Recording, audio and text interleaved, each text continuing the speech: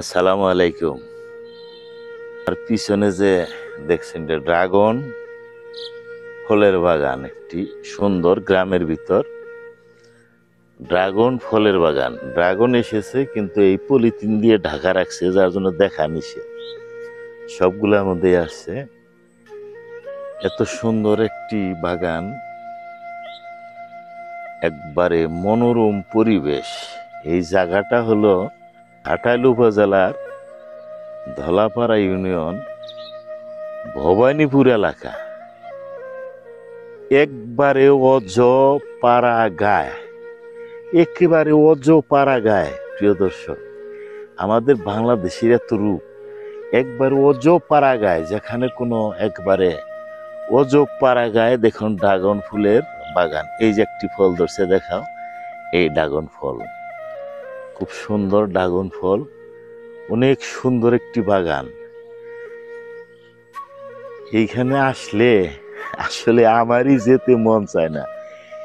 এই বাজারের কোলাহল মুক্ত ছেড়ে বা নিরিবিলি জায়গায় থাকতে মন চায়। প্রিয় দর্শক, এইখানে একটি বাগান আছে, কচুর বাগান। একবারে অরিজিনাল কচু, যেটাকে বলা হয় আমাদের আঞ্চলিক ভাষায় কচু। আর এক মনোরম পরিবেশ। এই জায়গাটা আসলেই দেখতে ভালো লাগে। অনেক জায়গা জুড়ে ড্রাগন ফলের বাগান। আসো, খুব ভালো একটি বাগান। এই অজপাড়া গায়ে আসলে এত একটি সুন্দর বাগান। এই একটি ড্রাগন ফল ধরেছে,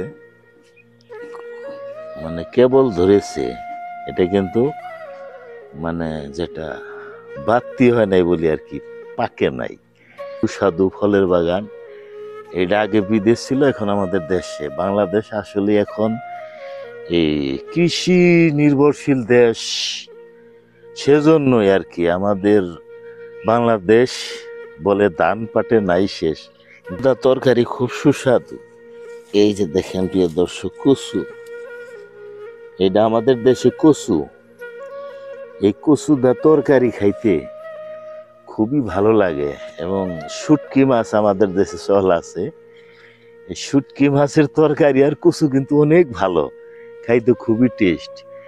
আর জায়গাটা দেখেন, এদিকে এই যে কি সুন্দর সবুজ, চারিদিকে একবারে ভরা। আসলে এইখানে